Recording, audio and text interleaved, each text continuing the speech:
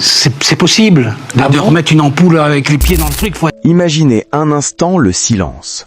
Pas ce silence apaisant d'une nuit étoilée sous un ciel infini, non, mais le silence terrifiant, oppressant, glacial d'un téléphone qui ne sonne plus jamais. C'est précisément dans ce vide assourdissant, ce néant sonore qui pèse comme une condamnation, que François Valéry a survécu, ou plutôt enduré, pendant près de 15 longues années. Sous les projecteurs aveuglants et impitoyables des années 80, il était le prince incontesté de la variété française, l'idole absolue qui faisait danser une nation entière sur des rythmes endiablés, des slows langoureux et des mélodies qui restaient collées à la peau comme un parfum d'été éternel. Derrière ce sourire éclatant, ses yeux pétillants et ses refrains inoubliables, se cachait pourtant une tragédie que personne ou presque n'avait vu venir. Aujourd'hui, à 71 ans, l'homme qui se tient devant nous n'est plus seulement le chanteur à paillettes que certains ont voulu réduire à une caricature facile, ce chanteur pour midinette moqué par les bien-pensants. Non, c'est un survivant, un vrai guerrier marqué par les combats, qui a traversé un enfer judiciaire, financier et personnel d'une violence rare. Il a choisi de briser l'omerta qui l'étouffait depuis si longtemps. Pendant des années, on a cru, ou on a voulu faire croire, que sa disparition des ondes était naturelle, logique, presque méritée. Usure du temps, manque de talent renouvelé, essoufflement du public. Mais la vérité est infiniment plus sombre, plus cruelle, plus systémique. François Valéry a enfin décidé de parler, de pointer du doigt ceux qui ont tenté de l'enterrer vivant, de le rayer de la carte sans laisser de traces. Il ne s'agit ici de ragots de couloir ou de simples rumeurs colportées par des jaloux. C'est une guerre ouverte déclarée contre un système impitoyable qui broie sans remords les artistes qui osent lever la tête.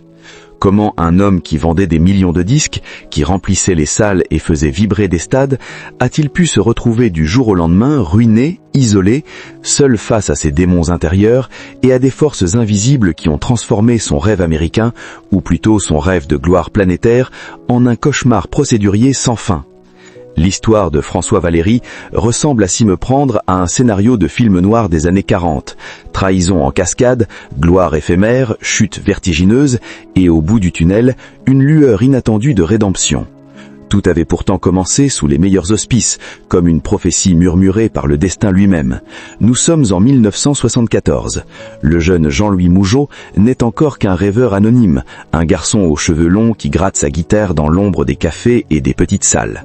C'est alors qu'une voyante, secrétaire du célèbre Marcel Amont, croise sa route par le plus grand des hasards. Elle lit dans les lignes de sa main un destin hors du commun, et lui lance, presque solennel, « Ton nom de naissance ne brillera jamais sur les marquises, mais un autre t'attend, un nom qui va tout changer. » Ce nom, c'était François Valéry. Comme par magie ou par destin implacable, dès que ce pseudonyme est prononcé, les portes du succès s'ouvrent avec une violence inouïe, presque surnaturelle. Son premier titre, une chanson d'été, déferle sur la France comme une vague de chaleur bienvenue en plein post-68. La voix est puissante, chaude, sensuelle. Le rythme est entraînant, irrésistible. C'était exactement ce dont le pays avait besoin. Oublier les tensions sociales, les barricades encore fraîches dans les mémoires, pour se perdre dans la légèreté, la romance facile et les nuits sans fin. Très vite, le phénomène François Valéry devient incontrôlable. Il ne marche pas, il court, il vole, il explose vers les sommets. L'année 1980 marque un tournant décisif avec la sortie d'Emmanuel, qui n'est plus une simple chanson, c'est un hymne planétaire, un tube qui résonne dans toutes les discothèques de l'Hexagone, sur les plages bondées et dans les chambres d'adolescents. Les femmes l'adorent, les hommes fredonnent les airs entêtants malgré eux. Il incarne à lui seul cette époque dorée des paillettes, des boules à facettes, des costumes blancs et des sourires éclatants où tout semblait possible, éternel. Mais le véritable couronnement arrive en 1981. Imaginez la scène. Il entre en studio avec la fiancée préférée des Français, la sublime Sophie Marceau, tout juste révélée par la Boom et devenue l'icône absolue de toute une génération. Ensemble, ils enregistrent Dream in Blue. Ce duo n'est pas une simple chanson, c'est un événement, un moment magique, un tube instantanément culte qui propulse François Valéry au rang d'icône intouchable. Il n'est plus un chanteur de variété, il est devenu une part essentielle de l'identité culturelle française des années 80. L'argent coule à flot, les disques d'or s'empilent comme des trophées sur les murs de sa villa cossue. Il roule en voiture de sport rutilante, vit la grande vie d'une star adulée, plateau télé permanent, sourire confiant, apparence invincible. Il enchaîne les tubes, Aimons-nous vivants sonne aujourd'hui comme une prophétie cruelle sur l'urgence de savourer chaque instant avant que tout ne s'effondre. À cette époque, François Valéry est un roi soleil. Il compose pour les autres, Michel Thor, Dalida, produit, dirige, semble avoir le monde à ses pieds. Chaque concert est une communion extatique. Chaque apparition publique déclenche l'hystérie collective. Il est l'image même de la réussite absolue, le symbole vivant d'une ascension sociale fulgurante que rien ni personne ne semblait pouvoir arrêter. Pourtant, au cœur de ce tourbillon de gloire, de champagne et de flash, un piège silencieux, insidieux, était en train de se refermer. Personne ne pouvait s'en douter. Derrière les sourires de façade et les poignées de main chaleureuses des dirigeants de l'industrie, se préparait l'une des chutes les plus brutales et les plus injustes de l'histoire du show-business français. Car c'est précisément au sommet de sa gloire, alors qu'il se croyait invincible, que François Valéry commet l'erreur fatale, faire confiance aux mauvaises personnes. En 1989, il signe un contrat de distribution avec Sony Music, l'un des géants mondiaux du disque. Sur le papier, c'est l'apogée. Indépendance artistique totale plus puissance de feu d'une major internationale. Mais l'encre à peine sèche, le piège se referme comme une mâchoire d'acier. Ce qu'il ignorait, c'est qu'il venait d'entrer en guerre contre une machine juridique implacable, conçue pour broyer quiconque ose se rebeller contre le système. Le conflit éclate brutalement autour de droits de production, de clauses obscures, de royalties mal réparties. Du jour au lendemain, les robinets financiers sont coupés net. Comptes bloqués, royalties gelées, l'artiste qui brassait des millions se retrouve étranglé financièrement. L'industrie musicale, cet hydre à plusieurs têtes, décide de le faire taire non pas par la censure directe, mais par l'asphyxie lente, l'affamer jusqu'à ce qu'il plie. François Valéry se retrouve seul, désespérément seul, face à une armée d'avocats en costume gris dont le seul objectif est de l'épuiser jusqu'à l'abandon total. On tente de le faire passer pour un fou, un paranoïaque, un ingrat. On salit sa réputation, on veut le briser psychologiquement pour qu'il renonce à ses droits sur l'œuvre de toute une vie. C'était David contre Goliath, mais un Goliath qui maîtrise le temps, l'argent et les institutions. Pour payer ses frais de justice et nourrir sa famille, il doit se résoudre à l'impensable, vendre ses biens un à un. Le plus déchirant n'est pas de voir partir les Ferrari ou les résidences de luxe, mais de se séparer de ses instruments de musique, ses guitares sacrées avec lesquelles il avait composé ses plus grands succès. Chaque vente est une amputation, un morceau de son âme arraché. Il n'est plus le prince du disco, il est devenu un homme traqué par les huissiers, luttant pour sa survie dans l'indifférence générale la plus totale. C'est là que le vrai visage du show-business se révèle dans toute sa laideur cynique. Alors que la tempête fait rage, le téléphone cesse de sonner. Ceux qui, quelques mois plus tôt, buvaient son champagne et profitaient de sa générosité dans sa villa cossue, se volatilisent comme par enchantement. Ils découvrent avec une amertume infinie que l'amitié dans ce milieu est souvent indexée sur le cours de la bourse de votre succès. Les regards se détournent, les portes se ferment brutalement. Il devient radioactif. Personne ne veut être associé à celui qui ose défier le système. Il erre dans un Paris qu'il avait autrefois couronné de hits et qui le regarde maintenant comme un paria, un fantôme du passé oublié.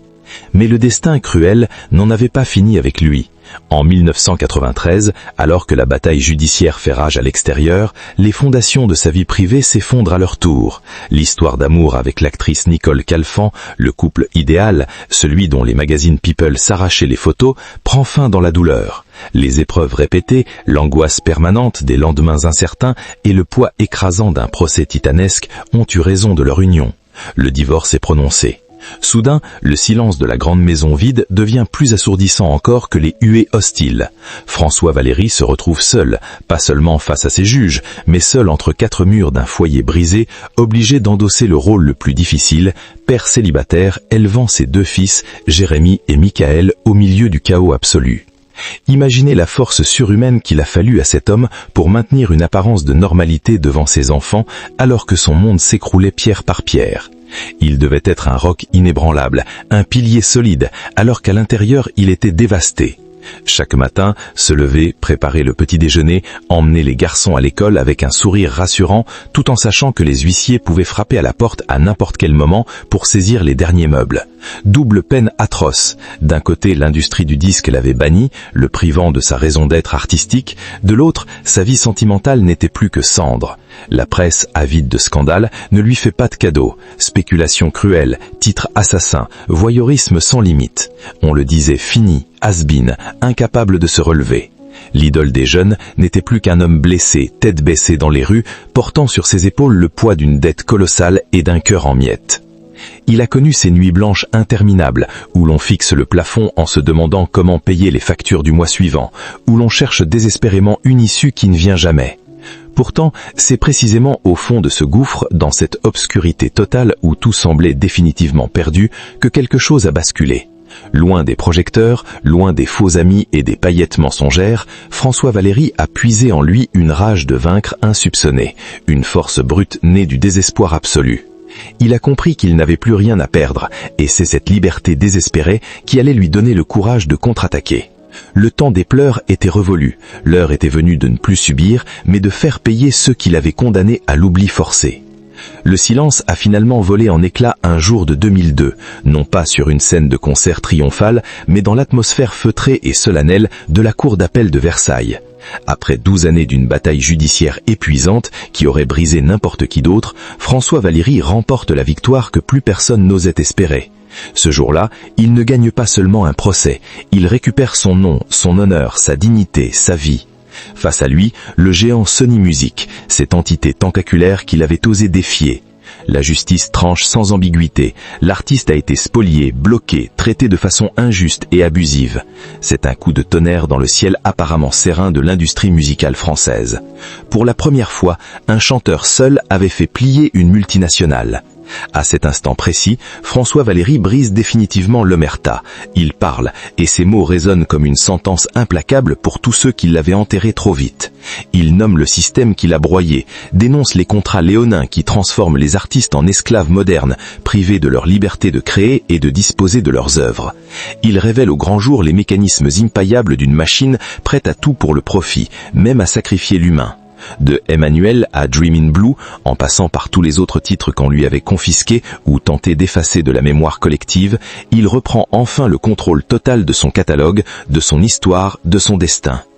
La réaction du public et des médias est explosive, stupeur, puis admiration grandissante. Ceux qui le croyaient fini découvrent un homme debout, cicatrisé mais invincible. Il n'est plus la victime pathétique des tabloïds, il est devenu le symbole vivant de la résistance, celui qui a osé dire non, qui a refusé de plier devant l'injustice la plus puissante. Il ouvre la voie à d'autres artistes, prouve qu'il ne faut jamais baisser la tête, même face à Goliath.